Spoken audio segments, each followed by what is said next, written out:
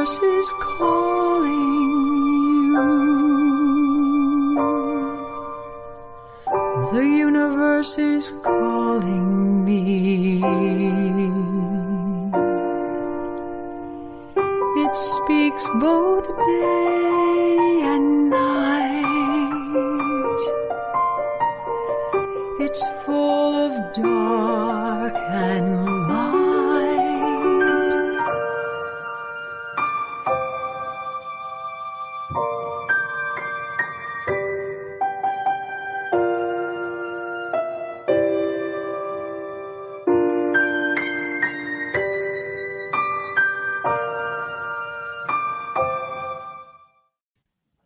Well, hey, hello, and welcome to Sky Tour Radio. This is Mark D'Antonio here, and over there we have Daryl Mason, and down there we have Tara. How are you, Tara? Uh-oh. He says, hold on a minute. Yeah, how are you, Tara? My mic was muted. I'm sorry. Okay. Daryl, how about you? I'm good, thank you. How are you? Hello, Tara. How are you? Hi, good. I'm so glad to be here. That's nice to see you guys. Yeah, excellent. Yeah. And I just want to welcome everybody here to Sky Tour Radio here on KGRA. We're actually, Sky Tour Radio is an offshoot of Sky Tour Livestream, which is our live Deep Sky Observatory, which, if it's clear tonight, we will be running. So look for that on YouTube, and you'll look for the alerts and notifications. What is Sky Tour Livestream? Sky Tour Livestream is this remote observatory that I run from here in Connecticut. It's in the Arizona desert.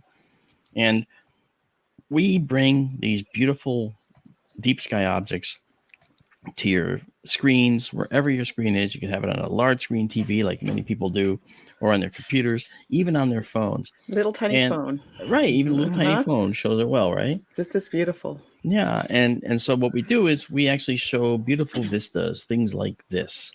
Okay, this is the Lagoon Nebula on the right, and on the left is a little-known Chinese Dragon Nebula, and this is all part of Sagittarius. It's just beautiful, and we show really cool things like this. This is a dead star.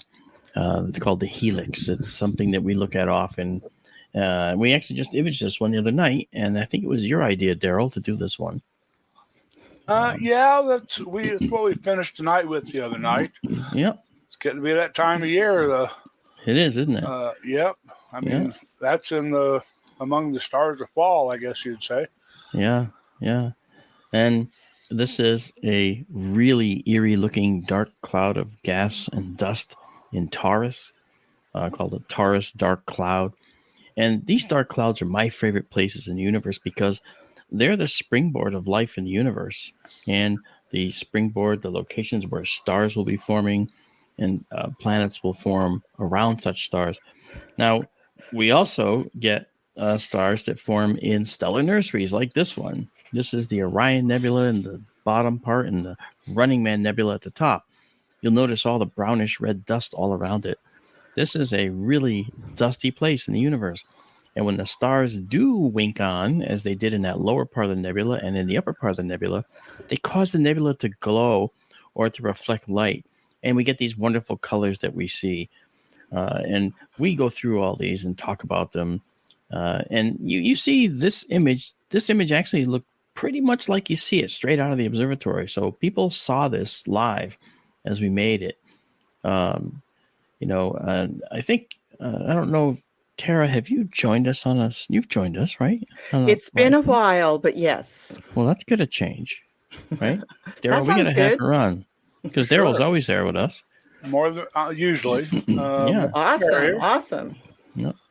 Yeah. And, this is the Cave Nebula, this beautiful dark cloud with this gorgeous stellar nursery making the hydrogen glow red. It's a beautiful location. Cepheus? That is correct. Okay, I remember. Yep. And then we have this one, the Trifid or the Trifid Nebula. This is a gorgeous dual nebula. It's an emission nebula at the bottom, which makes the hydrogen is glowing reddish. And above, the stars aren't hot enough to cause the hydrogen gas to glow in that region, but the dust in that region does scatter the starlight and the starlight that it scatters favorably is the blue light. So that's why these nebulae are blue, and they call them reflection nebula. So these are really cool places. There's the Seagull. These are all stuff we've recently imaged, by the way, within the last weeks or a couple months. The Seagulls, we did the Seagull. We did, I think, last winter, but we've got new techniques now that we're using to help process, so you can see more detail live in the telescope than we've had before. So it's really neat. And then this guy here, what's that look like to you, Tara? Ooh, what does that look like? Oh, it's like something erupting. It almost looks like a big rock, too, on one edge. Yeah. Brains. It looks like It is brainy. Brains. Yes. Peeled brains. Nah, I love that thought, but the truth is, I think it looks like a jellyfish as well, and that's what this is called. It's called the Jellyfish Nebula. Duh. Okay, I see the legs and stuff. Right? You see that? Tentacles? It looks very soft, like a jellyfish, definitely, and a brain. Oh yeah. Now this next one, this is a re-image of one we did before. Is this gorgeous one? That one, you got it, Daryl. That's called LDN 1622. What? Okay. Lund's Dark Nebula 1622 is the actual catalog name, but what it is also colloquially known as the Boogeyman Nebula. Pretty spooky. And, it is, and I have it oriented the correct way here. So this is just some of the things you can see if you come to our live observatory, and you can actually see these things right on your screens. And then they all go to an online database in seconds. So you can actually go see these pictures, download them for yourself, all for free, and do whatever you like with them. Very cool. Yeah. And if you want, our portal that we use, that we created, is called skytourlive.com. So skytourlive.com, man, that's it. And Tara, of course, is very important to the process because she is part of the organization as well with Marianne Robb. And we actually started a 501c3 organization with SkyTour in order to, further getting, grants and possible foundation support for doing what we do. Mm-hmm. So, we're kind of underway. And of course, Daryl over there, he's always the voice on SkyTour live stream with us whenever we're on. So I interrupt you constantly. Well, if you have something to say, you've got to do that, right? Yeah, have to get a word in edgewise. Well, let's be honest. I come from a performing background, and I know that dead air is bad air. So we always have to have something in the background. That's why I have music. And we can play music tonight too, but I'm not going to do it. Okay, we have it on this too, but it's too early on. So anyway, this is what you get. And again, like I said, head to skytourlive.com or skytourlive.org and check us out. Now, tonight on Sky Tour Radio, you know what we're going to talk about, Daryl? Supernovas. Yeah, we're going to talk about novas and supernovas. That's right. Isn't it interesting how the same process that creates the nova also creates a supernova in some cases? Interesting. And the interesting thing is what the difference is, Are there micronovas? Maybe in my head, but that's about it. Okay. Never heard of them, but I got it. That's okay. What were you going to say, Daryl? Big bada boom. Big bada boom. That's exactly right. Now, I want to share my screen because I want to show a few things here while we're going. Now, one of the things that I think is really cool about the universe is that the universe throws all kinds of things at us, things that we just don't expect, right? And one of them is this right here. Okay, this right here that you're seeing. This is a beautiful double star in the constellation Cygnus. It actually forms the head of the swan in Cygnus, the swan. And the star is known as, Tara, do you know the name of this star? I do not. Okay, well, Daryl, I know he does. Of course he does. Right. Yeah. It's Albireo. You got it, Albireo. I've heard it. Yeah. Well, Albireo is a beautiful double star. What's neat about this star? Wow. Yeah. Oops, that's the other thing I was going to show you. Ooh. What's neat about this star? Let me go back in and zoom in on it again. Is amongst all the other stars that you see here in Cygnus, and this is just a few of them, not even remotely a lot of them. Ah, there it is. But if we zoom in on this now, you'll notice this star is blue and this star is orange. This is a star known as a B-type star.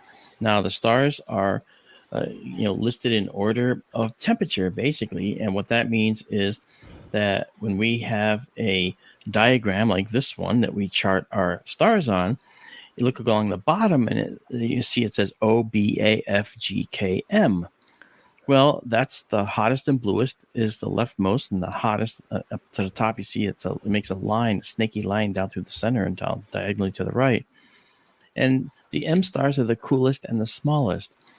Those O stars, right, and B stars are very hot, and they give off a lot of ultraviolet radiation, and that's what we have here. This is a B star, right? And paradoxically, right next to it is a star that is actually very different. This star is down in the K end of that scale at the bottom. So we have one that's a B-type star on the left side there and a K-type star on the right side there. Very interesting. And but together in the sky, they make perhaps the most beautiful pair of stars I've ever seen. Daryl, you had some comments about Albireo in the past. I'm not trying to put you on the spot, but as a pair of stars, we look at them at the distance that they are from us. They're separated by 5,000 astronomical units. Now, an astronomical unit is the distance from the Earth to the Sun. And 5,000 of those is a very, very huge amount, considering Neptune's 30 astronomical units away. Yep. It's a big universe. There are many really nice binary or multiple star systems out there. In fact, I forget what the count or the ratio is nowadays, but it's like 1 in 2 or 1 in 3 stars we see is actually a member of a multiple star system. Yeah. Some of them are really pretty. We should pursue that more sometime, perhaps. But I think binaries can get kind of boring after a while. Some people love them, and some people specialize in them. Yeah. Well, it's binary stars that form the crux of the things we're going to talk about tonight, too, because when we look here, these two stars are far enough apart so that they don't interact with each other. They're going to be independent, right? They're not going to interact with each other ever, okay, because they're a very large distance away from each other. And when one of them gets very, very large as a red giant, eventually, in fact, the K star, the orange one, is actually a giant star. And the blue star is not. It's a regular hydrogen fusing normal type star, just hotter. But as time goes on, that'll change. But, some of these stars are actually quite close to each other. And, when we look at the stars that are quite close to each other, one of the things we have to consider is that you might have a situation, right, for instance, where gas actually leaks out from one star and goes to another. And you can say, well, how can that be? Well, it comes down to a situation like this. Cool. Yeah. Is that real? No, it's an illustration, but it is interesting because eventually we will be able to see this in a manner of speaking. Not from James Webb, but at some future telescope, we'll be able to capture something like this. Now, this is a star. The one on the left here is a red giant. It has used up all its hydrogen, and it's expanded into a red giant as it starts to fuse other stuff it has. And as it does so, it reaches a point where the gas that's far, far away from the star can leak onto a star that had previously gone through evolution and shrunk to a white dwarf on the right. All right. Now, that's how this happens. And now you might say, well, how can that possibly happen? Why would it do that? And it's because when we look at this red giant, okay, we have to say, well, the red giant has expanded really, really large. If you put it where the sun was, it might go all the way out to Jupiter. You can imagine that the material way out there is only loosely gravitationally held by the star at that point. So it stands to reason that that stuff out there just needs a little tug to go somewhere else. And that somewhere else depends on the red giant having what's called its Roche lobe, this dotted line here you see on the left, filled with that red giant. Beyond that, the material in the red giant's outer atmosphere could leak through the central point between the two stars and get pulled onto the white dwarf. And that hydrogen that's leaking through that central, what they call in the bottom there's this mass transfer stream. That's the mass transfer stream. It goes onto that white dwarf. And what happens is at a certain point, that hydrogen on the surface of the white dwarf can spontaneously begin to fuse. And when it does, it gets extremely bright and we get what's called a nova. Okay. So that happens when we get that spontaneous fusion on the surface of a white dwarf. Boom! This stuff just blows off, and then it dims down again, and it starts all over again. The star is still intact. Now that's interesting. Now, you might say, well, wait a minute. We've talked about these type 1A supernovas where a red giant does exactly the same thing as we're seeing here, but the result is that the white dwarf explodes. So what's the difference? Why does it make a difference? And what do you think, Tara? I can only think that one is super. And that's the difference. One's a supernova. It has to do with the pressure, doesn't it? And the gravitational collapse and that's all part of it. Daryl, what do you think? Well, the white dwarf is gaining mass as it accumulates the overflow from the companion star. This one right here, yeah. Yep. And if that mass exceeds 1.4 solar masses, you've passed the so-called Chandrasekhar limit, and the star is going to go supernova. That's right. Okay. But the question is, how come we get a nova sometimes and not a supernova? And that answer lies, and you're on it, Daryl, lies with the mass of the star. So if the star reaches that magic number Daryl was alluding to, and that's this number, the Subrahmanyan Chandrasekhar limit, which is 1.44 solar masses. Okay, M0 was the mass of the sun. So at 1.44, that's the Chandrasekhar limit. And that limit is the maximum limit that a white dwarf can have. Beyond that limit, a couple things can happen. Now, and here's how it works. This is what's weird. All right. When the white dwarf reaches the Chandrasekhar limit, it's a delicate balance point because the star can go into spontaneous fusion and blow up and expel its contents to the universe. Or, as the findings are showing now, it might actually collapse into a neutron star, which we know only happens with more massive stars.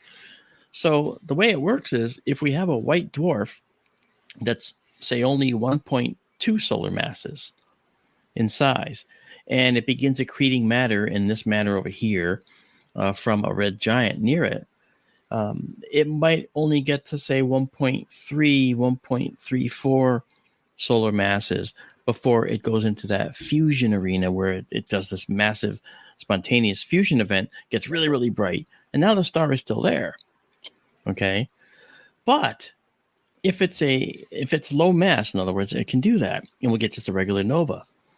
But if the star is a one that's, say, 1.3, this is confusing. If it's a little bit more massive to begin with, then the star can accumulate this hydrogen gas.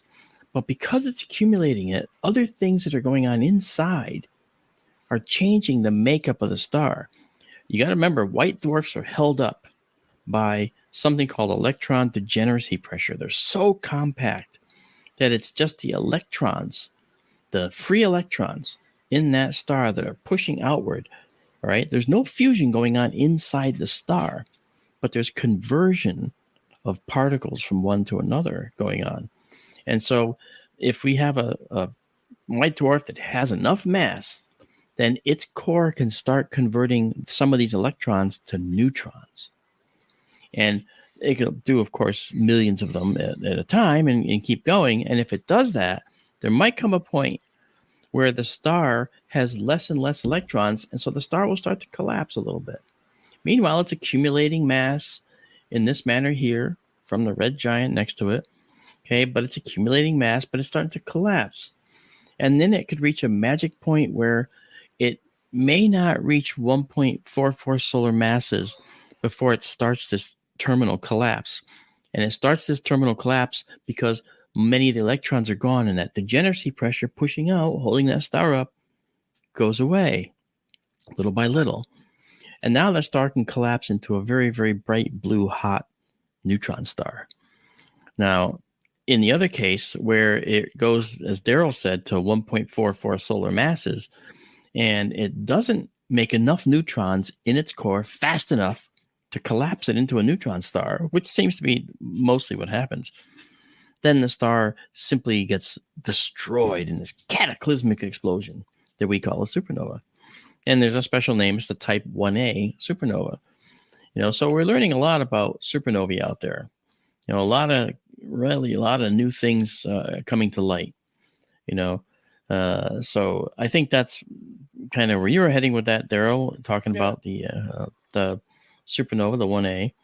And Tara, I have a question there. Yeah.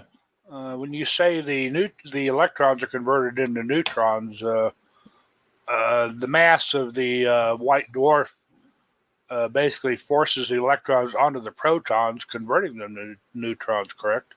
Yeah, that's correct. It's like it's a natural process that will occur, but you have to have enough of it going on fast enough to overcome the speed at which this accretion is going on through this other process we showed here.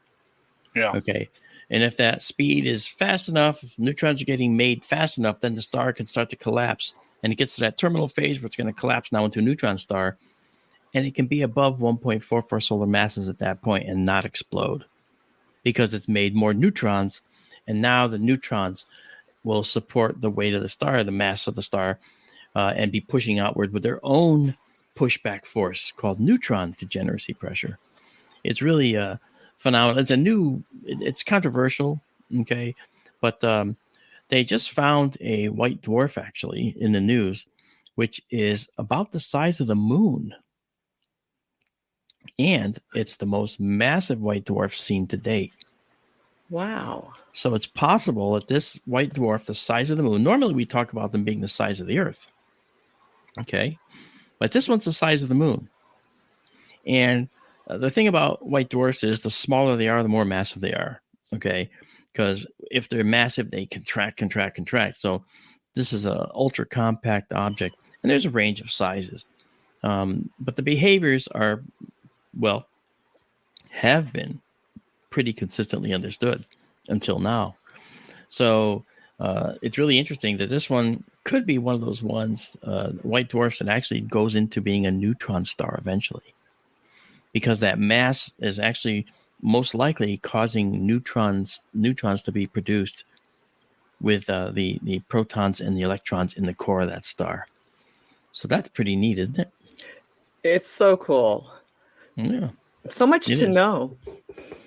Yeah, well, there's so many things out there that are changing, right? And with the James Webb Space Telescope, which is probably a favorite of mine and Daryl's, we absolutely love the James Webb and what we can possibly learn from it, So there's a lot going on out there, Yeah, it's the Webb's like trying to drink from a fire hose. I mean, there's so much coming out; it's hard to keep up with. I know, that's exactly right, and that's true. And honestly, I don't know when it's going to end because we're learning more and more and more. Now, so everything we're talking about here is for a binary system where you have two closely orbiting stars. One's a white dwarf. Now, they were both normal stars at one point, and then one just moved into a red giant phase and then shrunk down to white dwarf without affecting this star. And then this star now, when it went into a red giant, well, now we had a white dwarf, which has a limitation on its mass. And it starts feeding mass in. And based on the conditions, we can either get a type 1A explosion where you get a whole, beautiful stellar remnant left in the night sky, or we can get a neutron star, which could be the source of very, very high energy, ultraviolet energy, and maybe even, X-rays. Or we can get a nova, which will just periodically, burst into the scene and then dim out, and then burst into the scene and then dim out. So there's three things now that white dwarfs can do that are really interesting. I have a question along the line of all this. Yeah. Do we know what kind of supernova the Crab Nebula supernova was? Was it a 1A or a? I think that was a core collapse. Okay, because I seem to remember reading somewhere recently that they think that the remnant in the middle of the Crab Nebula may be a double star. I remember seeing that, and I think they were talking about with the James Webb. They were talking about the Southern Ring Nebula as being a double component. You remember that? No. Okay, because the Southern Ring Nebula is actually a closely spaced double star, and they didn't know that until James Webb could image that star very, very clearly. Cool. So that might have been I don't think the Crab pulsar, I think, is a lone star. If it was a double or a binary, I have no idea. I've never heard that. I'd have to look that up. I seem to remember seeing that somewhere recently. Okay. I have a question. Do nebula, when they explode, do they contain large chunks of rocks or anything, or is it just all gaseous? And does it collapse into form? You see the stars in there, but are there pre-planets or anything? What would you call that? I don't know. Well, at most, you're going to get dust, right? When I was showing you this picture, let's see, right here, okay? This is dust that came from, in part, a supernova explosion at one point or another, okay?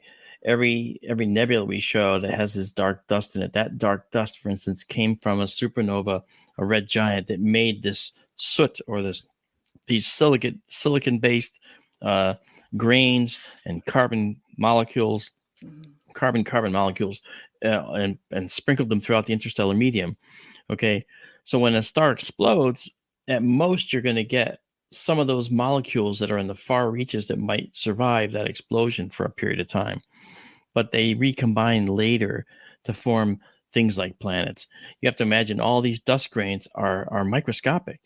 They're in a few size of a few microns, which is 10 to the minus 8 meters. I mean, they're really, really tiny dust particles, all right, that end up congealing and conglomerating together to make larger ones. And then, particles of dust, which then become little tiny pebbles, which become stones, which become rocks, which then congeal together to form asteroids, which then maybe form a solid body.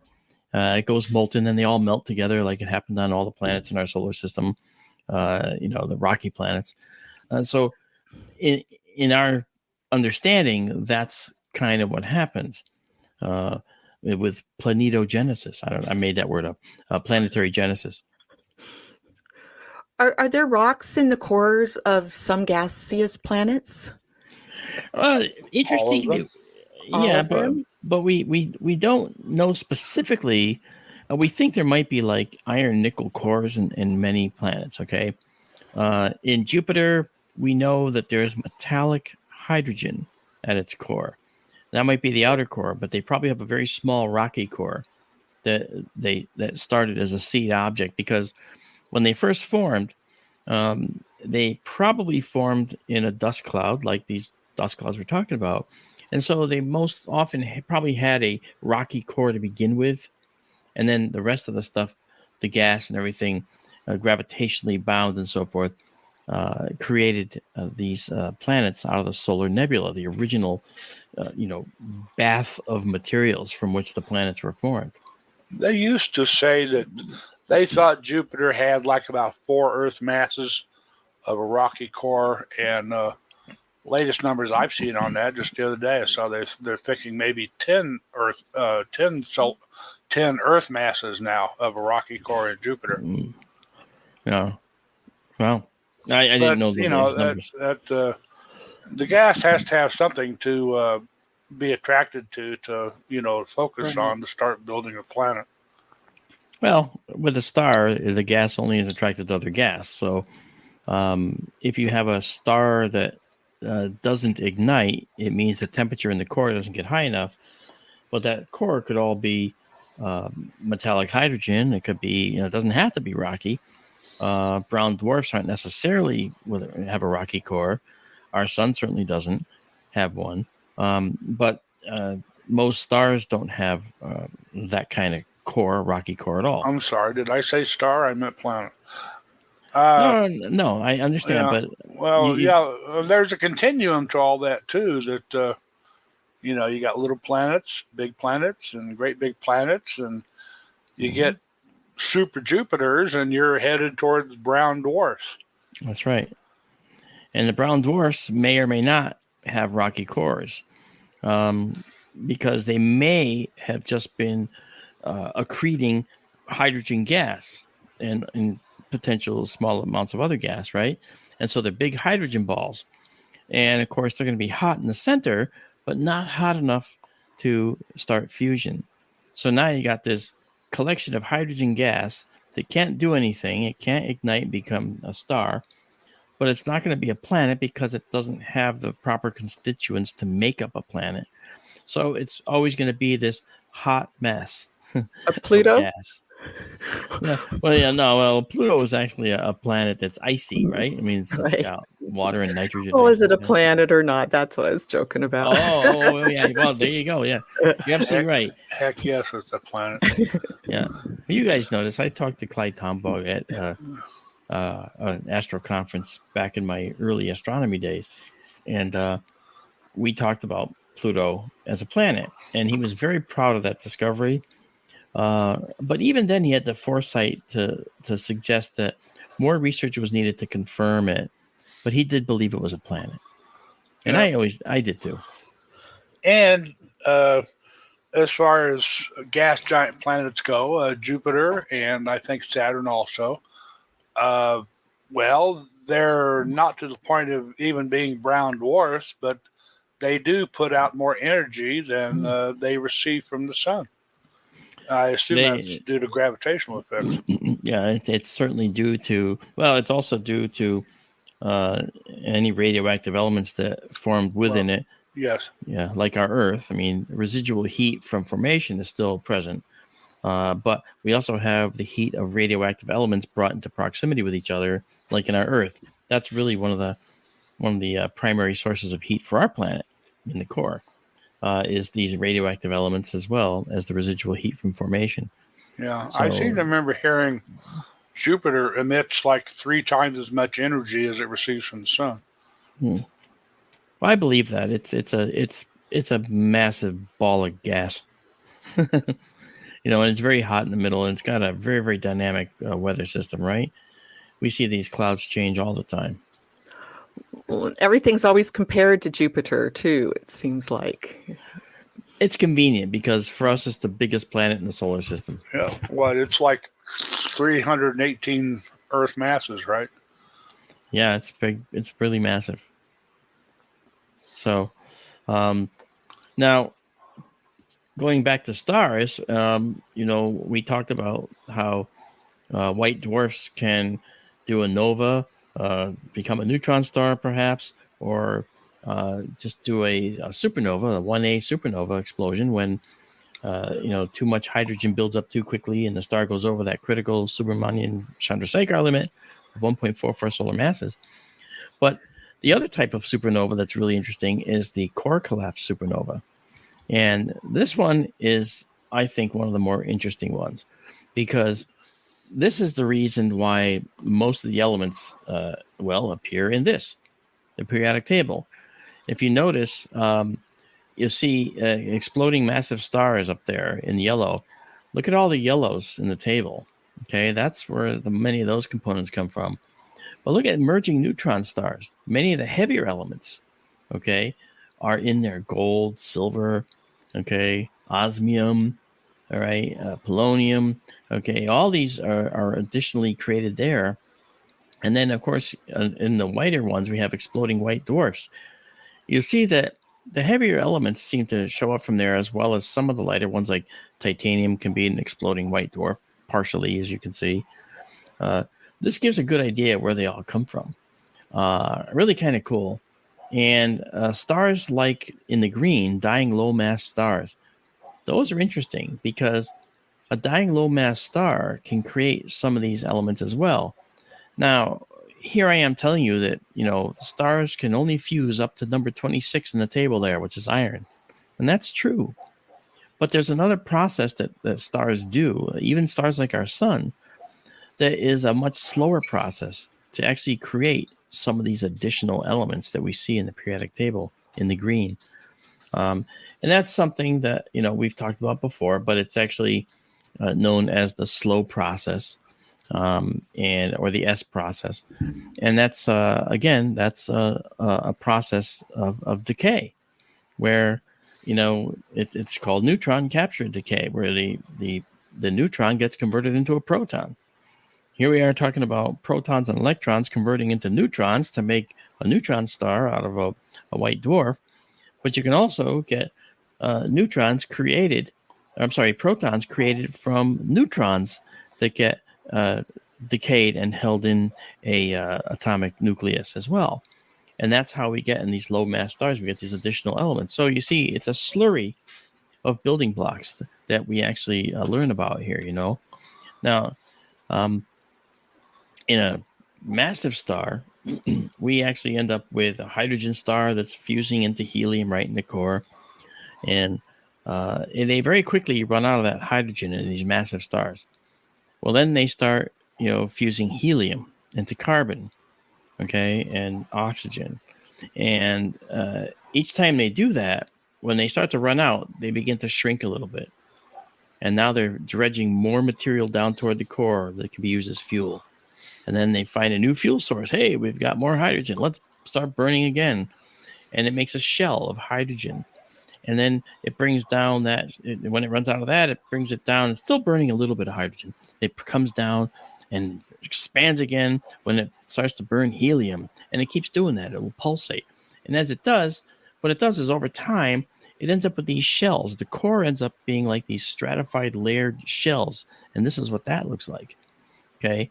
So we actually have on the outside, you see the hydrogen burning, and you see the rest of the shells there. But the one thing that is really interesting is you have this inert iron nickel core.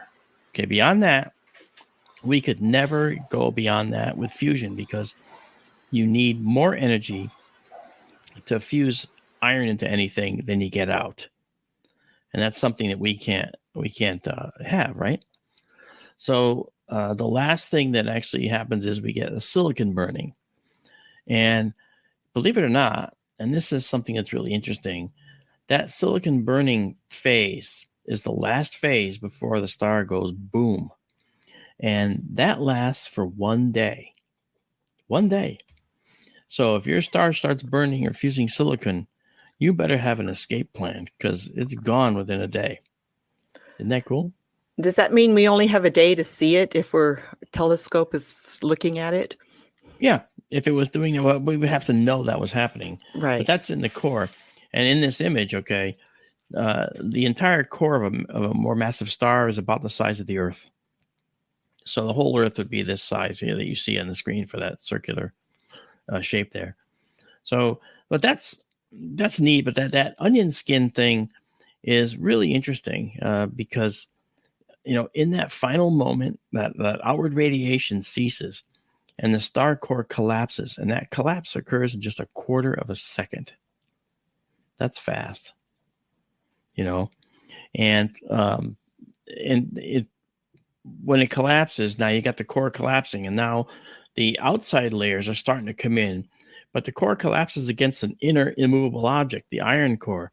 So that bounces back off at high speed and bounces back out and directly impacts the stuff falling in from the outside. and that shreds the star into just pieces, and just gaseous tendrils, right? I mean, it just destroys the star. And one of the ways to see that, right? And I'll just show you some of this now. This is one of those filaments from a supernova. This is called the Veil Nebula. Okay, this is one side of it. All right, but I want to show you the entire nebula. This is an image we did in SkyTour Livestream.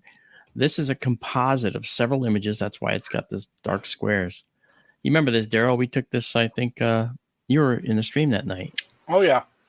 Yeah. Just gorgeous. Yeah. So this is the Western Veil on this side. Okay. The This is Witch's Broom. Yeah, that's right. The Witch's Broom. That's right. It looks like the Witch's Broom. Yeah. And then this is the Eastern Veil on this side. And whenever we look at this, Daryl likes to say, well, that looks like sort of a face, with a nose and a mouth. It does. And you can even see like an eye. Pareidolia works very well, doesn't it? Mm-hmm. Yeah. Yeah. But the interesting thing is now, where's the remnant? Where's the thing that created this? Believe it or not, we kind of know where it is, but we really haven't found it. We have what's called Cygnus X5. It's an X-ray source sort of near the center, and we think that might be it. Now, you look at this. This is 3 full moons across. Okay? 3 full moons across. And it's 8,000 years old or so.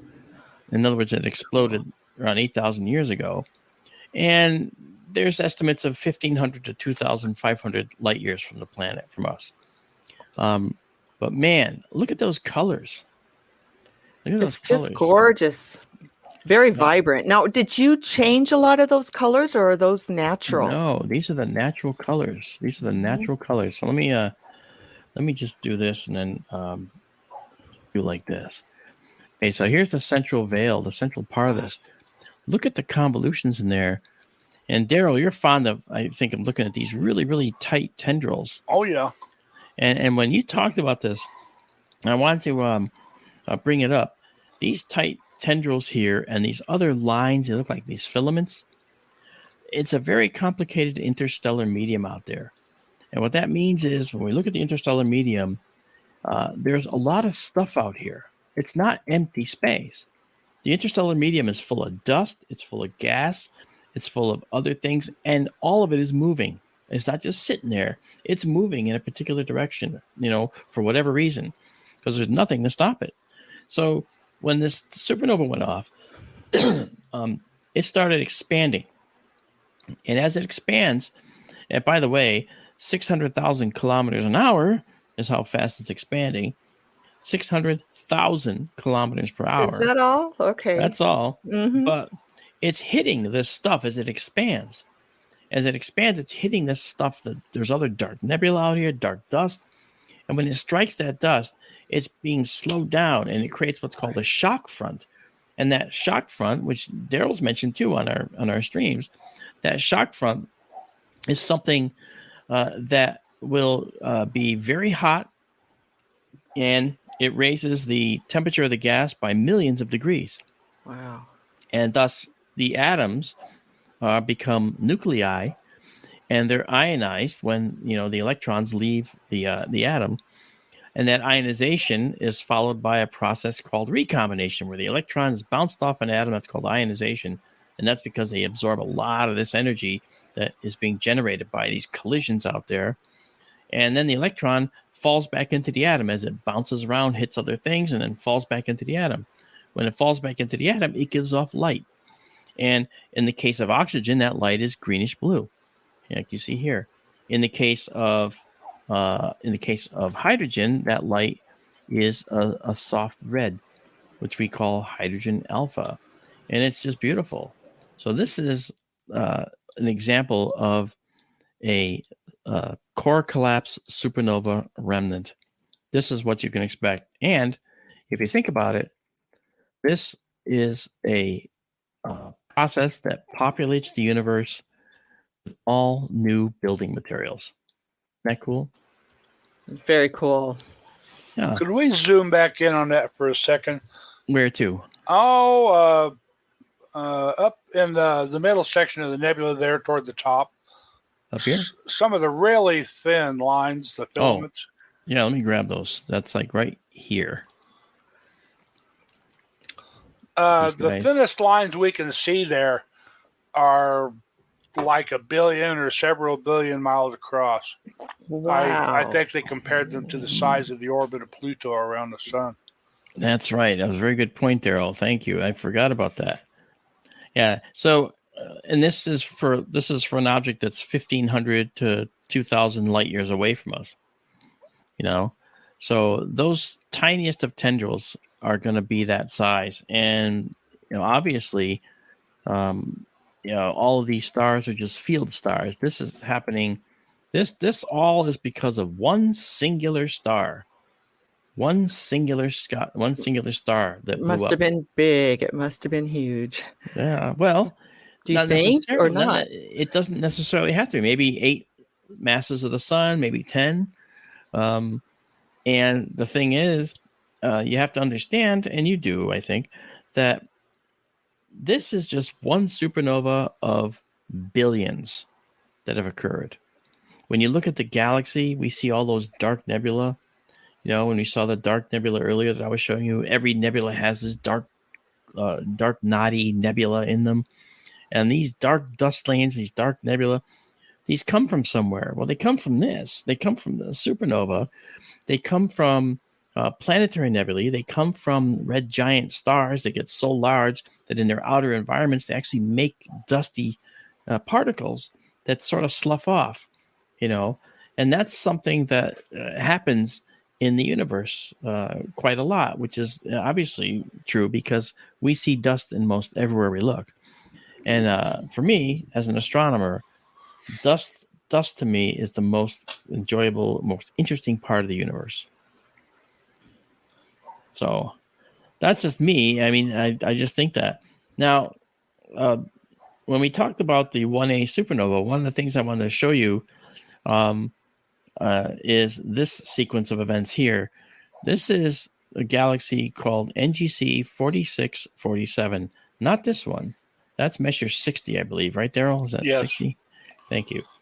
And this is 4647. And in 4647, we saw this blue object that appeared in the galaxy. A new object, but look at the size of the galaxy. Now, the size of the blob just indicates the intensity of the light coming from this, because the blobs will bloat. This is not the actual size by any stretch. It's just a tiny point of light, but it's so bright that it makes that size blob on the sensor of the camera. This is a light coming from this galaxy that is brighter than the entire galaxy. And this is a supernova in a distant galaxy. I don't remember how far 4647 is away, Daryl. Was it like 40 million light years? Say again, please. Was it 55 million light years? Yeah, it's 50 or 60 million light years away. It's in the Virgo cluster. We first saw this back early April, I want to say, and we watched it over time. It has been a popular request.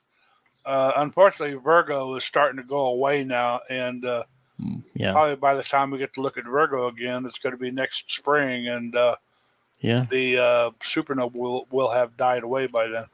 Yeah, it'll be interesting to look at, to follow up on. This is a 3-month sequence that we did. This is the supernova in April, like you mentioned, Daryl. And then this next shot is the same supernova seen a month later. Oh, wow. Look at how red it is now. Red, yes. Okay. Now, remember what I showed you when we looked at this diagram? Hottest and bluest is going to be like the O-type star, right? And then M is the coolest. Well, think of it as that's just a temperature scale. All right. So if a star is hot and blue, it means it's a certain temperature. If a star is redder, it means it's a cooler temperature. What we're witnessing here is the supernova getting cooler. As it expands out into the interstellar medium, it's cooling off. So it goes from hot and blue to cooler and red. Do you see? Yeah. Isn't that cool? It is. It's contrary, though. I would think cooler like ice would be blue. You know, I know that's a common issue that hmm you have to overcome in astronomy. For people starting out, is that blue means hot. Now, if you want to see it properly, you look at a flame, and the blue part of the flame is hottest, right? And the orange part of the flame is coolest. That makes sense. Like Right. on a welder's torch. Exactly. Very good call. On the welder's torch. Yep. Yep. The So hottest part is at the very tip of the blue part of the flame. Yep. And you don't want to put your hand in there. Oh no. So that's that. So this is the May version. Okay. May 29th, as a matter of fact. And then on June 22nd, this is the image we saw. All right. And you can see that now it's actually a little bit fainter, but depending on how the exposure was taken, it can look a little bit different. It depends on the quality of night as well. But from May to June, it didn't really change that much. But if we were to see it now, I'm quite certain that it would be a lot dimmer than this. Yeah. And when the Crab Nebula supernova happened, it started out very bright, blue-white. It was so bright it was visible in the daytime sky. Yep. Yeah. And it faded, turned red, and faded away over time. And when Betelgeuse blows, it'll start out so bright, it'll be bright in the daytime. It'll eventually start to cool off and turn reddish, and maybe not visible in the daytime sky anymore, but it'll be as bright as a full moon in the nighttime sky. And it'll turn redder and redder, and it'll eventually fade away. That's right. And hopefully what we'll see then is a brand new nebula up where Betelgeuse used to be. I'd like to see that. That'd be cool. Yeah. Now, here is the Crab Nebula, right? And the Crab Nebula was seen. We shot here.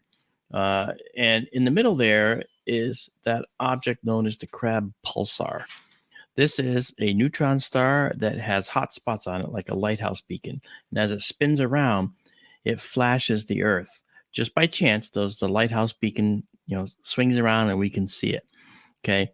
So because it does that, we actually can calculate how fast this pulsar is spinning. And for a star like this size, all right, and I'll give you an example. This is the size relative to Chicago of a neutron star. Okay. Great visual. Good. Right. That's how big a neutron star is compared to Chicago. Okay.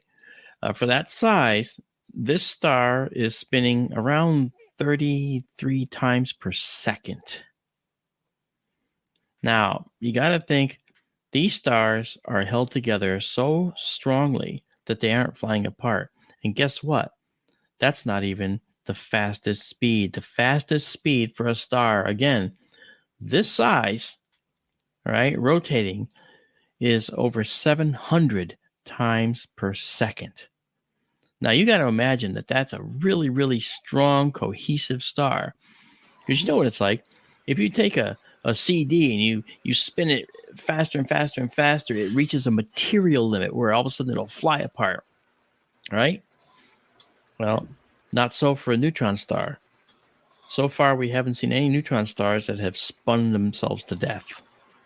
If it ever did spin itself apart, it would decompress and it would blow itself to smithereens. Oh, absolutely. Yeah. Yeah. Because the only thing keeping it together is its gravitational pressure. Mm-hmm. And if it ever broke, it would you would have a titanic explosion. Yeah. Maybe that's a kilonova, right? A super kilonova. It's funny. Kilonova sounds smaller than a supernova, but it's actually bigger. And then the biggest one's a hypernova. Yep. So I don't know how many hypernovas. I think there's only one hypernova that's been seen, as far as I remember. And I can't tell you where it was. If I knew where it was, it would have been it would have been in the northern hemisphere. It's probably somewhere in the southern hemisphere. I have a question. How can they count how many times that rotates a second? Oh, okay. The pulsar as I mentioned, it has this lighthouse beacon. It goes as it's going around, and they can actually, literally visually, you can actually see it. Actually, not visually, but in the radio spectrum, you can actually see the flashes occur and time it directly. All right. So what they do is they slow it down. They capture the light, and then they slow it down really, really slow, and they could actually watch it doing this. You could actually see it doing this, flashing. And then from that, they can calculate the speed of rotation. That's very cool. Now, the problem I have with it is, what if there's two hotspots? Then it might only be spinning 15 times per second. All right, because they're getting the first one, and then the second one hits, and then you see the first one again. But because you see 1, 2, 1, 2. Well, you'll think that's 33 times per second. It might be only 15 times per second.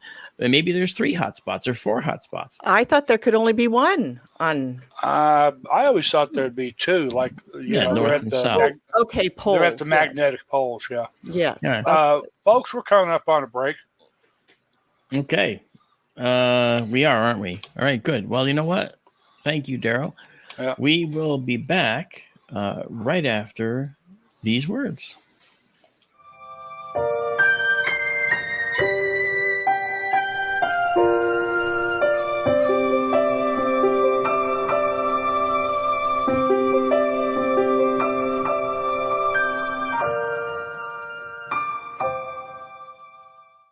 DB app is now available on iOS and Android devices. Gain on-demand access to any KGRA DB programming. Download any show directly to your mobile device to listen or watch on the go.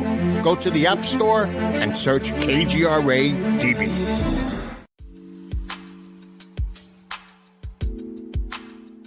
The experiencer phenomenon is happening for a lot of people just like you all over the world.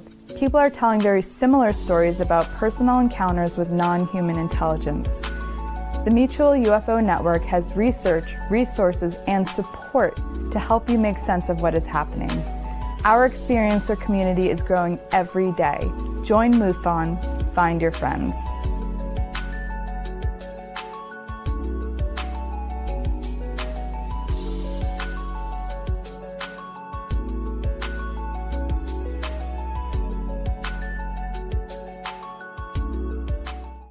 Hi, I'm Austin Butler from Baz Luhrmann's new film, Elvis. Tomorrow, all of America will be talking about Elvis Presley. As a blood donor himself, Elvis shared the gift of life with patients in need and asked others to do the same. We're encouraging you to give blood this summer.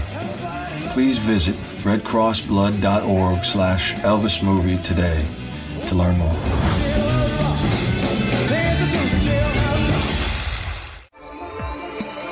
You're listening to the KGRA Digital Broadcasting Network.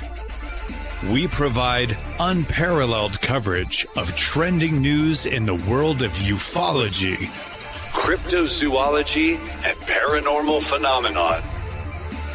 Whether you're watching our video live stream or listening to one of our audio programs, you are getting the best from world-renowned researchers and hosts, guiding you through topics the mainstream won't touch. Miss one of your favorite programs? No problem. Head over to the members area at kgradb.com for access to our massive library of award-winning content. Make contact, stay connected, only at kgradb.com.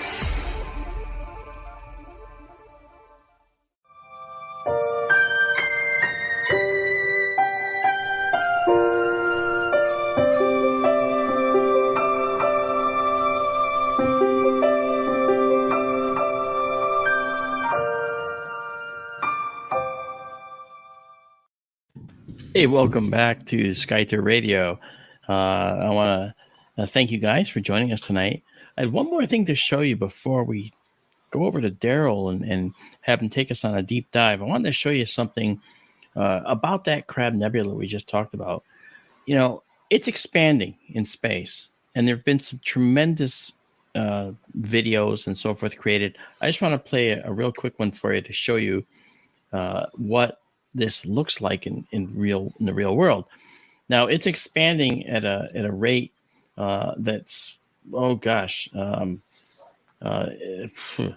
okay, it's spinning at 33 times per second as debris is pulling out. It takes years for the expansion to show up, and it's expanding outward at about 1,500 kilometers per second, which is just under 1,000 miles per second that's expanding.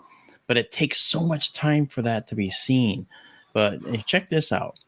This is the Crab Nebula you're seeing right here, and this is 1999 from 1999 and 2012 images that were taken. All right, so watch now as the expansion takes place. It's a repeating loop. All right, look at this. So there's 1999 and there's 2012. You see the difference? Wow, that's cool. It's changed colors too. I think the colors are due to the fact that a different set of instruments recorded the colors. Okay. All right. But you're right. If you notice how at the end, like down here, you see these blue tendrils, which are now out here. And there's actually a star out to the upper right here, just out of the shot. And you actually see the star moving against the background because in the time that in between these exposures, the star has its own motion through space, and you actually see the star moving against the stars a little bit. It's really cool. It's the Breathing Crab Nebula. Yeah, it's the Breathing Crab Nebula. Yeah, and there's another one actually with a 2021 shot in it as well, and it's just a little bit more. So there's 3 shots. But isn't that amazing? Beautiful. Yeah, it's pretty cool. But anyway, so that's the beauty of the Crab Nebula, to show you that it's a dynamic universe. It takes time to see it, because we're not able to live long enough to be able to see these vast changes. But luckily, we have guys like Daryl who will take us through a deep dive and show us all about the universe in just a few minutes. Wonderful. Right, Daryl? I hope so. Yeah. Yeah, we will. You always do. Well, take it away. I can't wait to see what you got. Okay. Doodah. Da, da, da, da, da, da. Okay, there we go. Ta-da. This is the sky tonight, and I'm going to back up an hour. You see, this is before sunset. In fact, I'll back up 2 hours.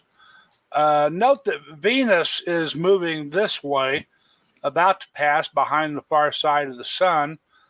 And when that happens, Venus will be over here, and it will then, it's called a superior conjunction when it passes behind the sun.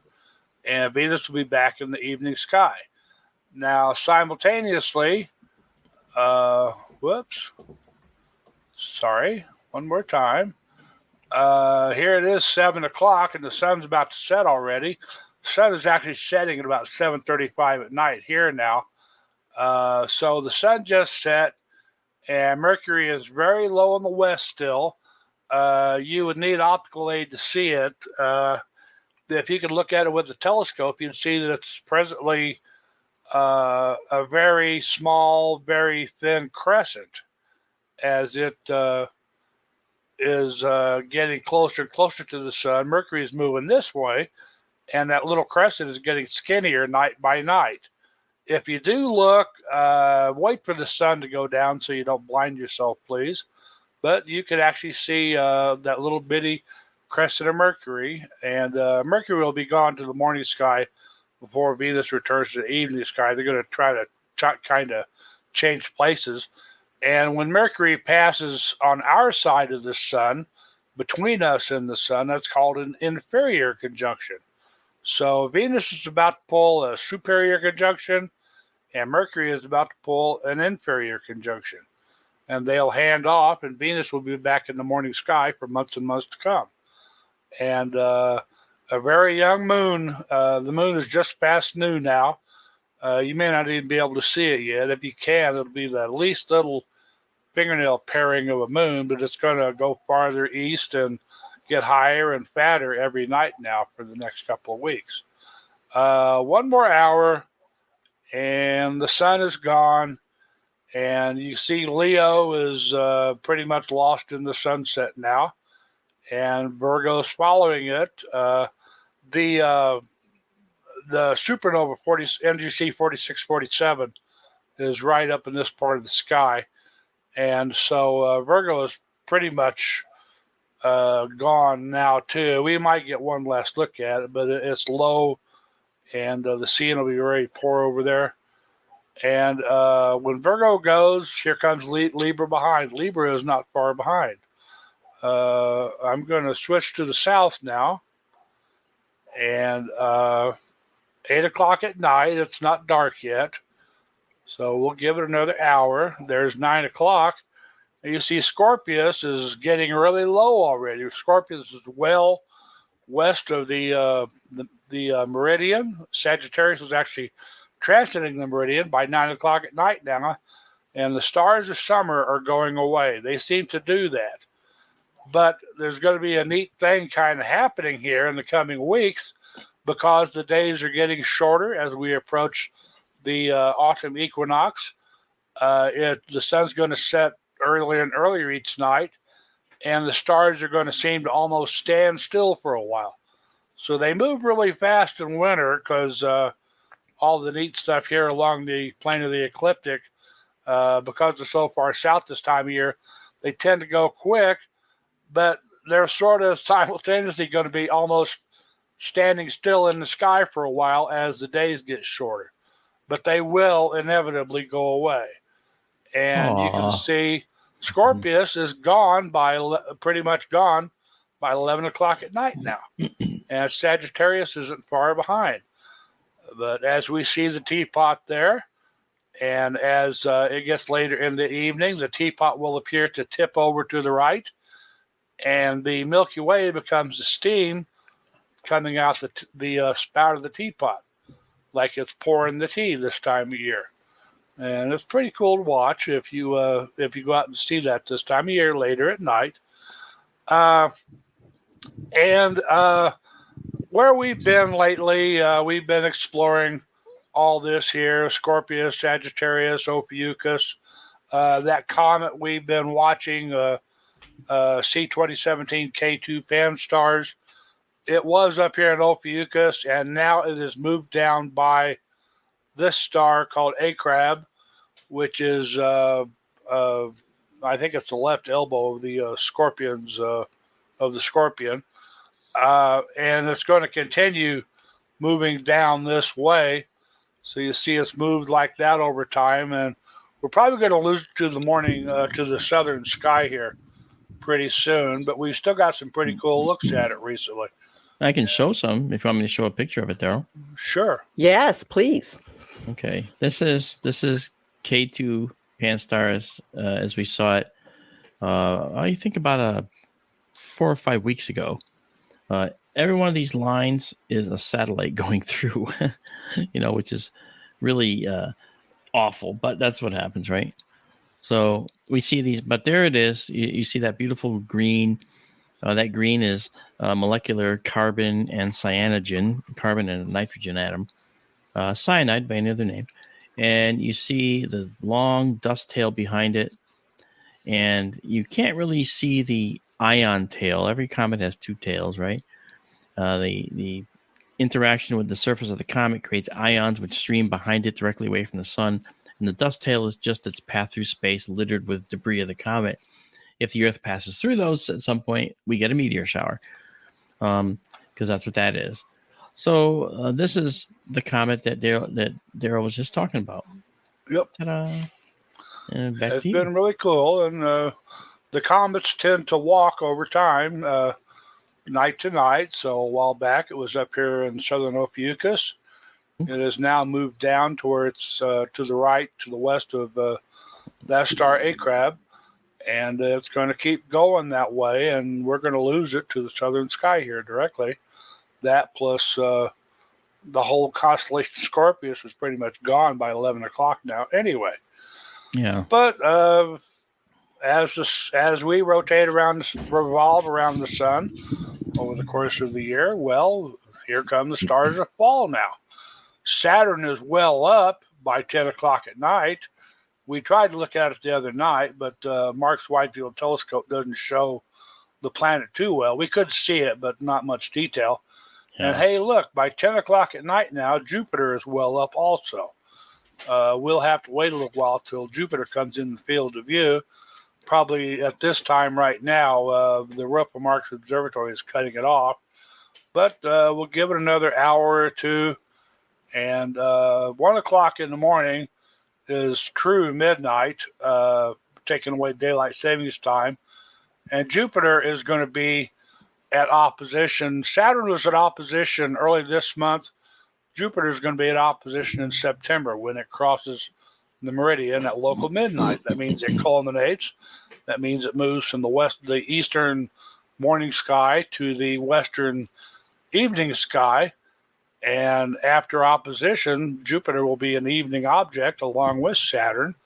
And it will, when it crosses the meridian at midnight, it will be at opposition, and it'll be in the sky all night long. It'll rise at sunset and set at sunrise. And we're going to see Jupiter on its way around. And we'll keep on going around the sun. And hey, by 11 o'clock at night now, the Pleiades are up. Mars is almost up. And when we looked at the Helix Nebula the other night, Helix is right about here, right under Aquarius. And actually the satellite, the asteroid Vesta is there also. So we have all the fall objects coming up now that we'll be looking at. And as Sagittarius, Scorpius go away, we'll be able to see Scutum and Aquila the Eagle for a while. Cygnus, you see, is Deneb there is transiting the meridian by 11 o'clock at night now. It is well on its way. Yeah. And there's the North American Nebula and the Pelican Nebula. And when Mark shows us the veil, it's right about there. Yeah. And the dumbbell is there in Vulpecula the Fox, little fox. And we'll keep on moving up as, whoops, didn't mean to do that. Well, actually, Daryl, while we're still in that region, I have a much closer view of the helix that I can show folks from that smaller one. So the helix is a planetary nebula. This is what it looks like up close. That star in the middle there, we'll even go closer here. That star in the middle, that is actually a white dwarf. Notice the color. It's blue. Blue. Right. And we talked about blue, right? Remember this diagram? Okay. So it's hot. Yeah, that's right. This diagram, actually. Yeah, blue hot. So that's that blue end of the diagram is where the star that's really hot is. If you notice underneath this main line, you see white dwarfs right there. Yep. Okay. To the left side, the bluer they are, the hotter they are. And that's what we're looking at here. We're looking at a blue hot white dwarf, which is why you see that right there in the middle. And you see this radial pattern moving out from the center of material streaming away. And we're seeing this in 2D. So we're not seeing it in 3D. In 3D, it looked very different. It could be like a barrel. It could be a much more complex shape. We see stuff out here. This hydrogen gas that was expelled earlier in its history, likely. There's another one down here. This is just gorgeous. And again, it's expanding into a medium that's not empty. It's expanding into a medium that has stuff in it. So the outside shape isn't a perfect sphere. Like here, look, it's hitting something which is causing it to slow down at this end, and it's getting compressed against this edge, same here and up here. So there's a lot going on, but really cool stuff. So that's a planetary, so named because in a small telescope, they look like a planet. Yep. This is the, you can put that back up for a second if you like. Sure. This is the closest nebula to Earth. I forget how close. It's a few hundred light years away.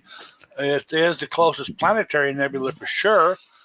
It is quite large in the sky from our point of view, but partly because it's so close and it's so big, it's very dim.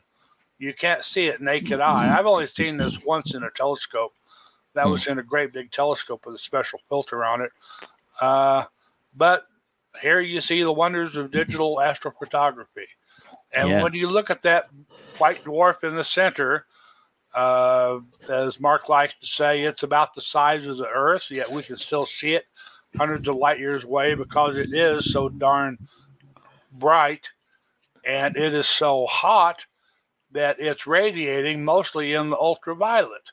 That's right. And that ultraviolet light is what is exciting the gases to make them emit like that. That's right. And the greenish blue is oxygen that used to be in the star's envelope. And this is, we talked about supernovae, right? We talked about, the white dwarf supernova and stuff like that. Well, this is a singular star that went into a red giant phase. And then as it started to pulsate, as it ran out of hydrogen, it would start to shrink. The core would get hotter, and then helium would start to fuse, and it would use that, and then it would shrink again. But each time it pulsates, it gets bigger and smaller.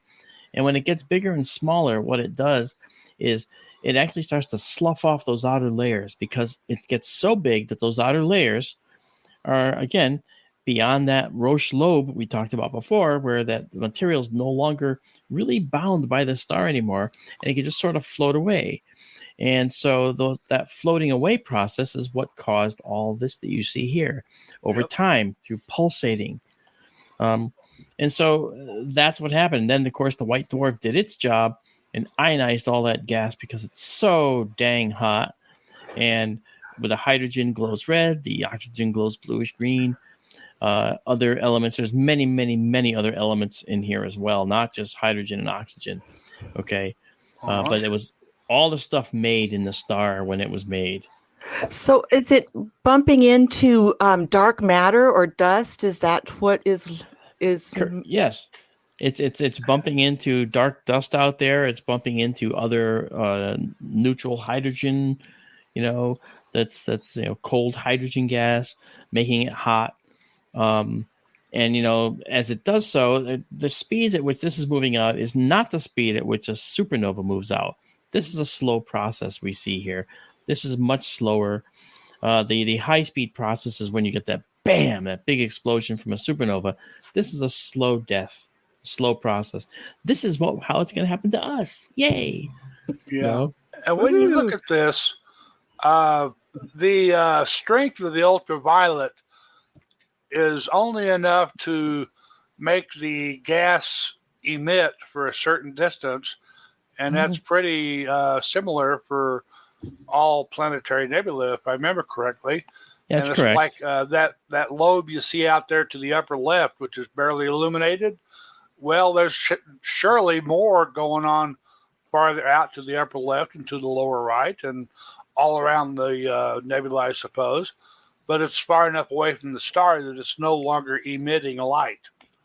So we can barely see that outer layer at the upper left, and there's even more farther out that we probably can't see at all anymore. And this is the ultimate fate of our sun.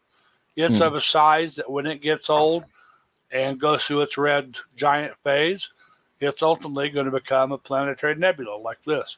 Yep.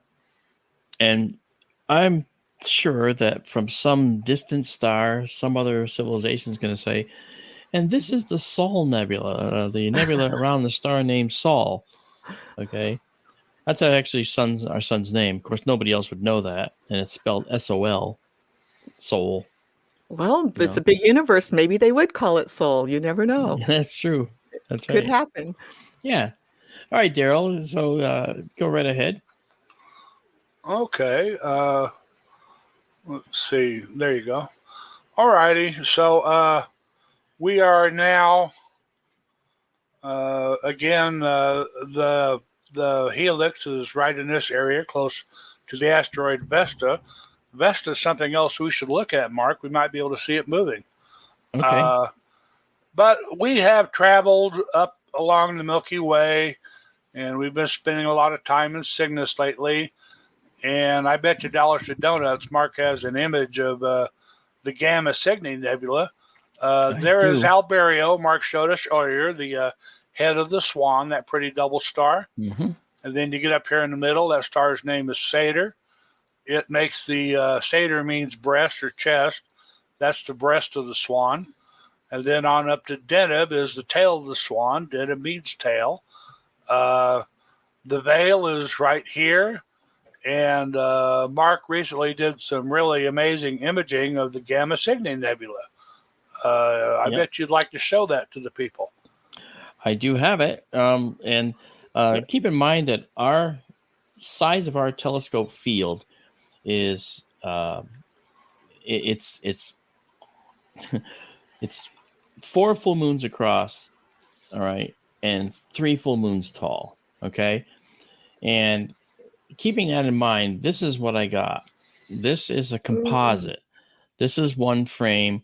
This is another. This is another. This is another. Another. And another. Okay, and so I did 9 total frames, and I combined them, and then processed them today. You missed a spot. I did indeed. That was my mistake. I was trying to rush the weather because I did this last night. Okay, I did a private stream for myself just to quickly do this because I got a little moment of clarity. For clouds. Yeah, the clouds were there, but again, it's the monsoon season down in the Arizona desert. And is that the star Satyr there, left center? Right there, yep. Okay. Then you can even see the Crescent Nebula down to the lower right. Yeah, I actually did this composite to show the Crescent Nebula down here and its relation to the Gamma Cygni Nebula, which is right here. And I'm planning on filling this in tonight if we can get going. I'd like to do that, but it depends on the weather. But see, this here, this nebula and this nebula are formed by 2 different processes. These have all these knots of dark nebula in here, and let's actually let's go in here and back out for just a bit, and let me bring us out. So you see all these dark nebulae in here, and we also have reflection nebulae, these beautiful blue, subtle nebulas in here that are dark dust that's scattering the blue light of the stars.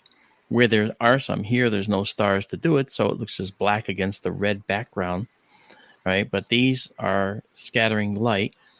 And then as we move down, all right, we can see there's Satyr right there, the star Satyr. Actually, this is not the one that I want. I think this is the one we want right here. So I'll let that come in. There we go. Okay. This is the one that was processed more correctly. Yeah, very deep black there.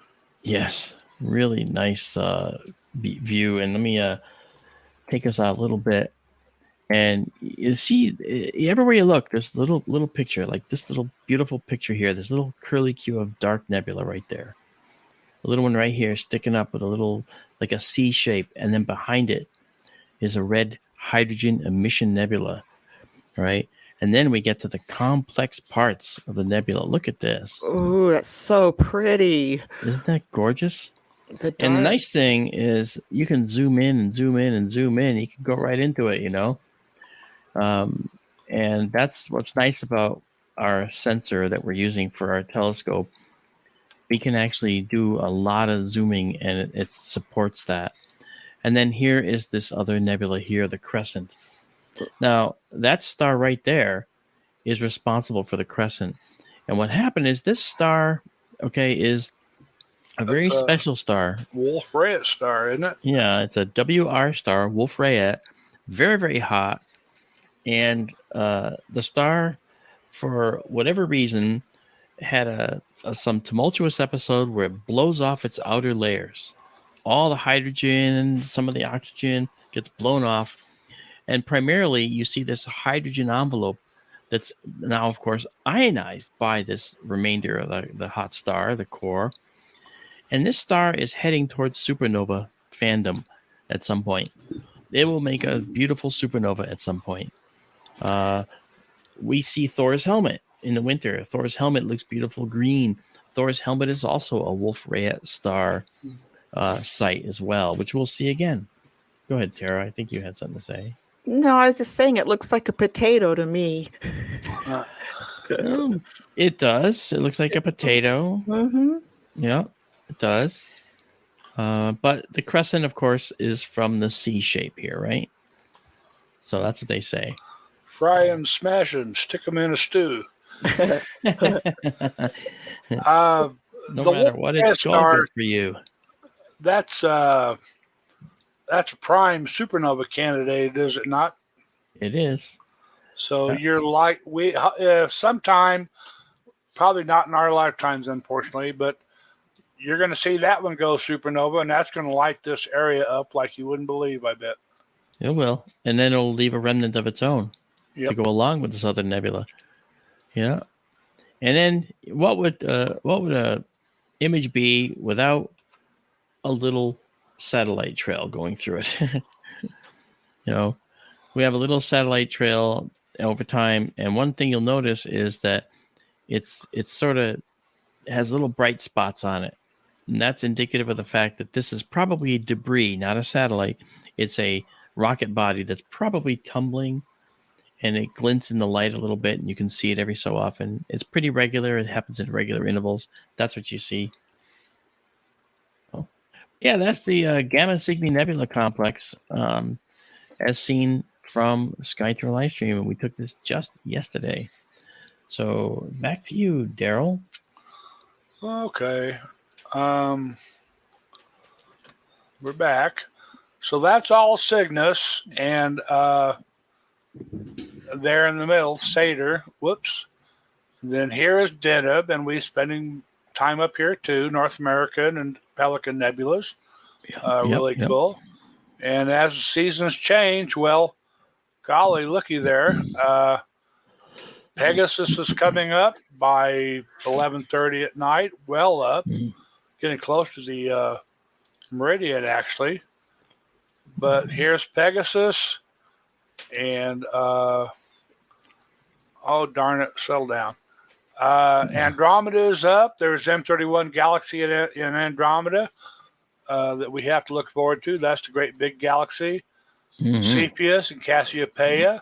This is all the cool stuff here. The Iris Nebula and the Cave Nebula, and getting over into Cassiopeia and Perseus. And here come the stars of winter. The Pleiades are up by 11:30, and Capella is rising in the northeast by then. And the stars of winter are on their way. That's pretty much all I have. Okay, well, thank you very much, Daryl. That's wonderful. Sure. Thank you. That was awesome. Okay. And as we look at what he was talking about, he said Pegasus was rising, and Pegasus has right next to it Alpheratz, which is a star that we use as to define where Andromeda starts, and when you follow up from there, you can reach this guy right here. This is the Andromeda Galaxy. The Andromeda Galaxy is stunning.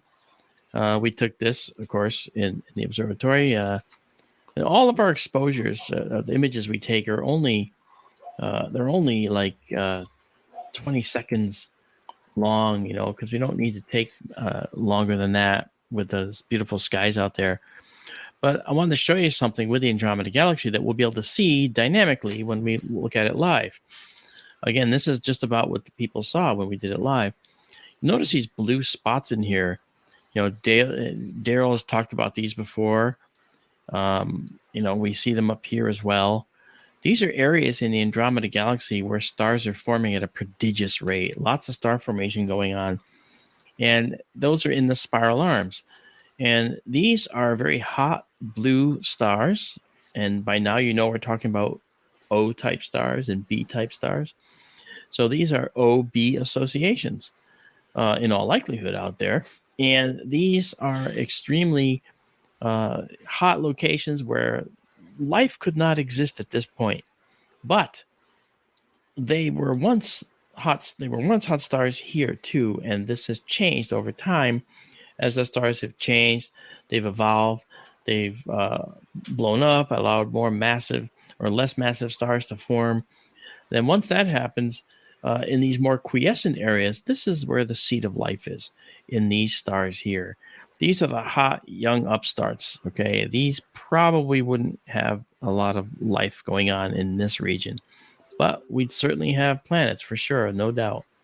Yep. Um, And when those OB associations supernova, they reseed the galaxy with all those dark clouds. It contains like these. the higher numbered elements. Yeah, like And these that's right where here, the yeah. future stars and planets and people come from. That's correct. And the beings, like other beings. And then inside the galaxies, even though they're, in this case, 2 million light years away, you're seeing the Andromeda Galaxy as it was 2 million years ago. We see our own, just like we have here, we see these hydrogen stellar nurseries. These, we call them H2 regions. Those are regions where we're watching stars form as well. There's many of them in this galaxy. And right next to this galaxy is another galaxy that is really interesting, again, for the same type of reason. And I'm going to show that here on the same night we did this one. Okay, this is Messier 33. And this galaxy looks messy compared to the Andromeda Galaxy. And it's sort of messy because its spiral arms are not as tightly wound, all right? And but you'll notice that it's also got a lot of blue arcs of stars. These are very, very large associations of stars. But look at all the red spots. Look at this one. It looks like speckles of gold. Doesn't it? Freckles. Yeah. Look at this bright bluish green object here. And bright blue-green object here and here. There's lots of them. You know what those are? Emeralds. Supernovae remnant. These are supernovas in another galaxy. Wow. Right?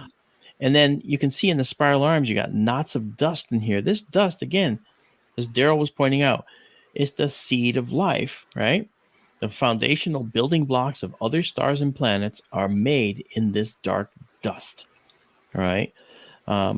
We've talked about it before. I won't go into it tonight, but basically the dust has ice on it. The ice attracts methanol, formaldehyde, CO2 ice, water ice, and other types of ices. And that stuff becomes the foundational elements that form other stars and, more importantly, planets. So it's amazing to see the universe unfold before us here, and you learn all about how this stuff happens. This galaxy is actually very close to Andromeda in the sky, and it's just a little further, just over. I think Andromeda is 2.2 million light years away. This is like 2.4. Is that right, Daryl? Do you remember? Something like that. 2.5, 2.5. Yeah. So again, we're seeing it as it was 2 million years ago. But look at all these hydrogen regions in here. It's full of them, and every one of those hydrogen regions in there are making stars. That's why you see them. Stars have already formed in there. So that's beautiful. That's what we got going on in our galaxy. You know, I kind of like our galaxy. I don't think I'll change that for the world, huh? What do you think, Tara? I love our galaxy, and it always is interesting to see when we're looking at things in our galaxy and outside of our galaxy. So I always think about that. So that's actually a very good point, because all the stars we saw in that image were actually stars that were inside of our galaxy, and we're looking through them to see the other galaxy way out here in the distance, you know. So that's what's going on. Yeah. The galaxies are out here, and we're looking at the stars that are in our galaxy. So interesting stuff. So I want to actually now, Tara, turn it over to you to ask us some really cool questions. You must have some. Well, I probably have some. Well, hopefully they're cool. Okay, well, I have a question about light. Okay, this is Tara's Cosmos, by the way. Okay, so what is the speed of light measured in relation to? I mean, is there an opposite of the speed of light? Is there a fixed rate of rest? I mean, how? Oh, that's interesting. It's just a silly question, but curiously, No, if you can it's go not back silly. So there you go. It's not a silly question. You know, we all know the speed of light is measured in space and looking at light echoes and so forth. 186,282 miles per second. That's 7 times around the Earth in a second, basically. That's pretty fast. If you want to have an interstellar spacecraft, however, that's not fast enough by far. You need to have something much faster or something that can sidestep that. So the speed of light does vary, but it only gets slower. It doesn't go faster. The speed of light in a vacuum is what we call the speed limit of the universe, but only in our X, Y, and Z moving through time, our 4 dimensions. Okay, it's a constraint by our physical universe, and nothing can go faster than the speed of light, technically. All right, but the speed of light in water, the speed of light through a translucent object is different. All right, and it's just a little bit slower, but it's not faster. Yep. And light travels at the speed of light because it has to. It has no choice. Light, by its nature, photons travel at the speed of light. And we're opening a great big can of worms here. Gets into relativity and everything. Yeah, it does. Yeah. If you were to travel to Proxima Centauri, say, at the speed of light, it's 4.2 light years away. It's the star closest to the sun. If you were riding in a spaceship going at the speed of light, or if you were just a photon traveling as you normally do, no time would pass. It would be instant. Now, if you were watching you inside that spaceship or on that photon, no time would pass. Just bang, all of a sudden you're at Proxima Centauri. This is the time dilation thing, and you're getting into relativity here. That the faster you're moving in your reference frames and stuff, the faster you're moving, the slower time passes for you inside that reference frame. But if you're, say, standing on a planet Earth and you watch that spaceship move away, it's going to still take 4.2 light years for that spaceship or that photon to get to Proxima Centauri. And that's depending on your point of view, and that's what relativity is. Right. It's all a matter of perspective, and that's an interesting fact. We call that a reference frame. The reference frame is the observational frame of reference within which you are located. But if you see someone else traveling in that spaceship, say you go by the Earth at the speed of light, in your spaceship you're moving around normally and it seems normal to you and you're waving as you go by the Earth. Boom, you're gone. And you say, well, I hope they saw me wave. But on Earth, if they looked at you in the spaceship traveling by at the speed of light, here's what they'd see. They wouldn't see you moving. Because from their perspective, you're not moving. Time is stopped for you from that reference frame. It's a weird thing that's part of the time dilation thing. So, aren't you glad you asked that question? I know. I am. Well, it's kind of an interesting question. Do we ever reference anything, like we always refer things to the speed of light? Do we ever reference anything to a fixed rate of rest? Well, okay, that's another really good question. Thank you for making that point. Everything in the universe is moving, right? And you might imagine that when someone says, how fast is the Earth moving through space? You have to say relative to what? Right. Yeah. The sun, to a particle of interstellar dust a light year away? But that particle is moving too. So there is a standard of rest that is in the universe that's used just to kind of form a reference. But it's not, I just think, I look at it as the universe, everything is moving. So everything is relative to something else. So if someone says, how fast is that moving? The next question always is relative to what? Because we don't, we have to clarify. Because you can't just say the Earth is moving at this speed. Okay, How fast is the sun going around the galaxy? Okay, that we can answer. How fast is the Earth going around the sun? That we can answer. How fast is the Earth moving through the universe? Well, that's tougher. Yep. See? That's cool. When the Webb telescope sees those galaxies out at the far red end of what we can see in the observable universe, they're moving at an appreciable fraction of the speed of light relative to us. Or you could conversely say we're moving at a good fraction of the speed of light relative to them.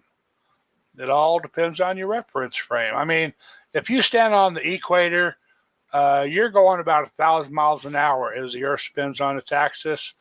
If you're standing on the Earth and you look at the sun, you're going about 67,000 miles an hour as we orbit the sun.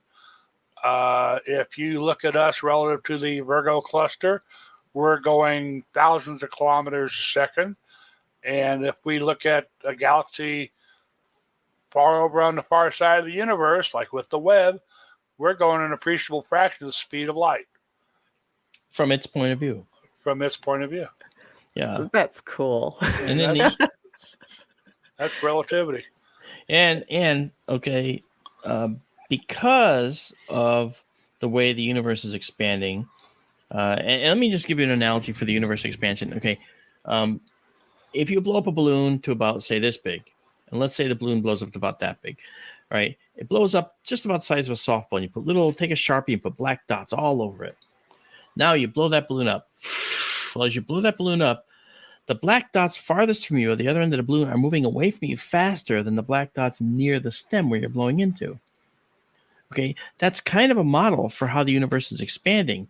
It's expanding faster, farther away. See? And that's what we're seeing. And that's the thing that the latest findings showing that the universe is accelerating outward. It means that someone's still blowing up the balloon. Okay. Now, that is why, in part, why dark energy was created, to kind of explain that acceleration. It's a repulsive force that makes everything move faster away from each other. Okay. But as Daryl said, the perspective is very important. From the distant galaxies' point of view, we're the ones with the very high redshifts. That is to say, the high speed of recession, moving away from them at very high speed. But from our point of view, they're the ones moving farther away faster. Yep. And we don't even feel the wind in our hair. We don't even feel the wind in our hair. But that's only because there's no wind in space, you see. So again, are you glad you asked that question? I am. Will you ask it again? I'm possibly, sometimes I need to hear it a few times to get it, Fair enough. Fair enough. Go ahead, Daryl. You asked about a reference frame of something absolutely at rest. It's all relative to where you are. You could say we're at the center of the universe, or you could go over to the next galaxy over and call it the center of the universe. We're all, in there, and we're all moving. Yeah. So that's how that works. All right, Tara, let me hear something else. Give us something else. Try to okay, so let's tease stay our on light. brains. Okay, here's another strange question. I was kind of thinking of sound waves, but do light waves echo, or can they echo? And if so, what would that look like? Or do they bend, or what does that mean? Let me see if I can show you a light echo, because I was going to show you a light echo earlier. What is a light echo? I don't know. Okay. Is it a reflection? Are you going to do that 808 Monostratus or whatever it's called? I was going to try and do the light echo from R.S. Puppis. Is that a meditation? Yeah, right. I'll show you. Okay, this is from the ESA. Let me see if this is the one.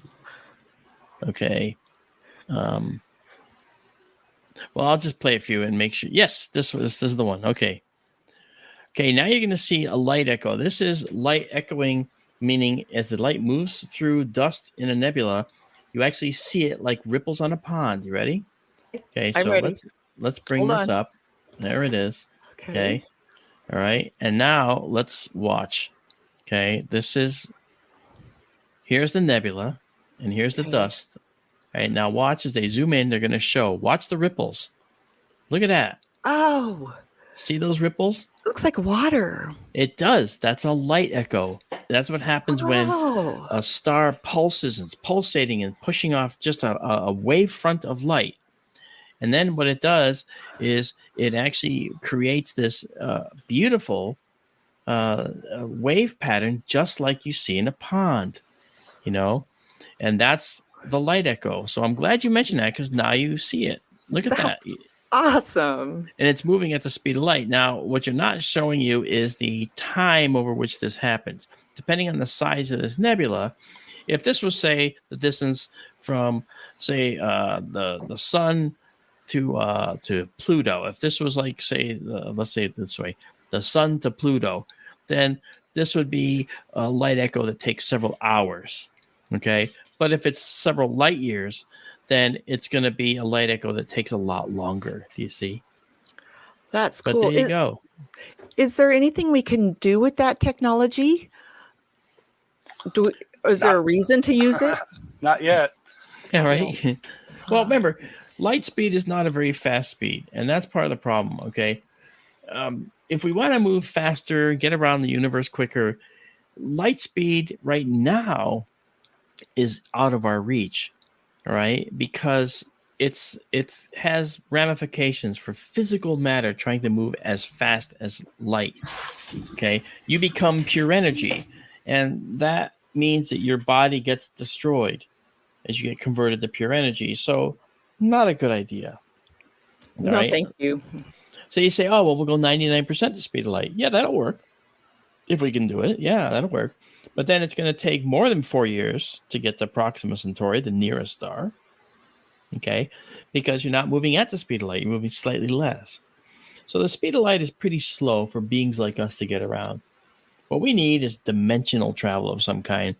And if string theory is true, then perhaps we'll be able to use some type of string theory propulsion concepts. Like I've been lecturing around the country on this lately, and I won't go into it now, but that could be a whole show in itself, actually, about how a potential alien spacecraft, which could be ours someday, could actually go from, say, here to Alpha Centauri in like a 20-minute time frame or less. Cool. Odd as that sounds, but the way it works is we punch out and punch in. We don't go through the intervening space in the universe. We actually move outside of it and then come back into it.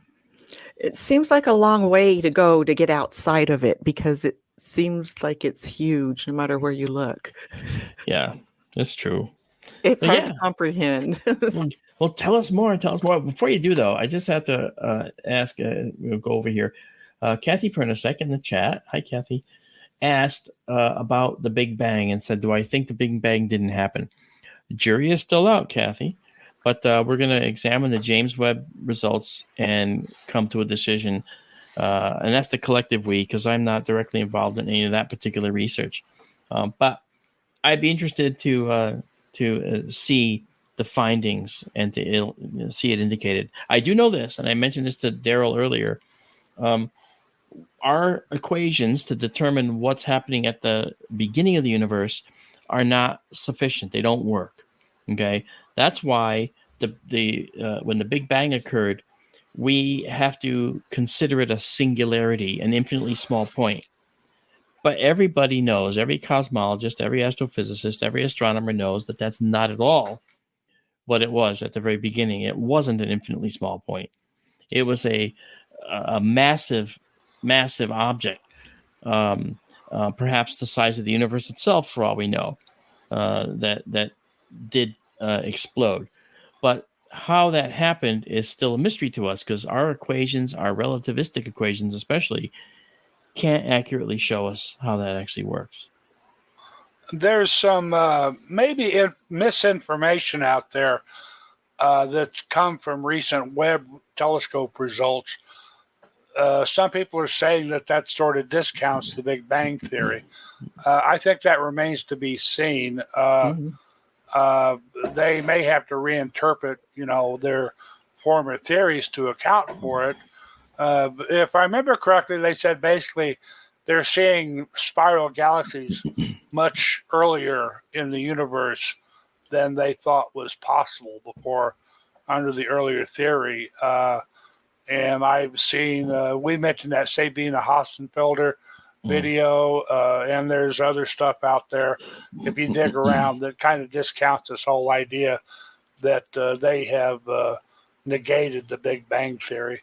They'll come up with something else. But as Sabina says in that video, you can write theories till the cow comes home. That doesn't mean it's real. Yeah. I actually think that that we're a long way from fully understanding what recessional velocity is, the speed at which distant objects are moving faster and faster away from us. That leads to a quantity we call the redshift. I think we're still a ways away from really understanding that. I think that we're going to find that these distant galaxies that look like they've formed earlier than they should have are the result of a mistaken idea we have about the age of the universe and how we gauge it. And so we'll see. Let's see if I'm right. And so much of cosmology, I poo-pooed dark energy and dark matter in the past. Yeah, you do. You have to keep in mind that they are just placeholders for trying to explain something that they don't understand. Right. That's right. And honestly, dark matter, on the other hand, I think dark matter is probably a real thing. There's really enough evidence to indicate there's something out there that's causing galaxies to spin almost like a rigid disk in ways that we don't expect. Okay. Yeah. And some of that is older ideas like primordial black holes and stuff, I would have to think is at least a simpler explanation than some of the really exotic stuff they're trying to dream up. It's just there's gravitational effects that we don't know where they're coming from. I agree with that, and that's one of that's now you know why I do astronomy. I absolutely love it, and for this very reason. There's nothing better than going into an astronomical mystery with an open mind and willing to just explore and enjoy everything that's to come. So I have to say, I need to thank all of you for coming tonight and spending time with Daryl and myself and Tara. It looks like the weather may support a stream right on the heels of this show. And Daryl, if you'll have us, Daryl, I think if you'll have me, Daryl, you might want to consider coming in at 11:15 or so. I see a cloud bank coming in, and I'm really hoping that that's just going to pass quickly. But we'll see.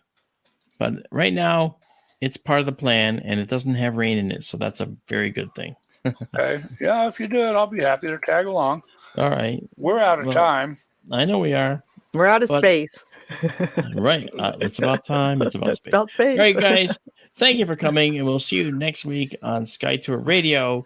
And on behalf of Daryl and Tara, I want to thank you for being here, and you guys have a good night.